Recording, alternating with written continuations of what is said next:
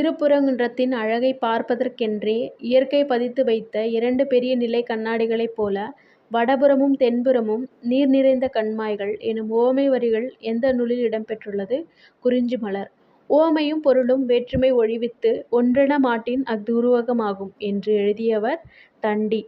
களம்புகத் துடித்து நின்ற உனக்கு வெற்றிச்சாறு கிடைத்து விட்டது உண்டு மகிழ்ந்தாய் உன் புன்னகைதான் அதற்குச் சான்று என்று எழுதியவர் அறிஞர் அண்ணா. எந்த அணியை உரைநடையில் பயன்படுத்துவதை இணை ஒப்பு என்கிறோம்? எடுத்துக்காட்டு: உவமை அணி. மழையும் புயலும் எனும் நூலின் ஆசிரியர் வ. ராமசாமி. ஞாயிறு திங்கள் நெஞ்சம் போன்ற அஃறிணைப் பொருள்கள் சொல்லுன போலவும் சொல்லியாங்கு அமையும் என்று குறிப்பிட்டவர் தொல்காப்பியர். தமிழ் இன்பம் எனும் நூலின் ஆசிரியர் ரா. பி. சேதுப்பிள்ளை. நாட்டுப்பற்று எனும் கட்டுரை எழுதியவர் மு.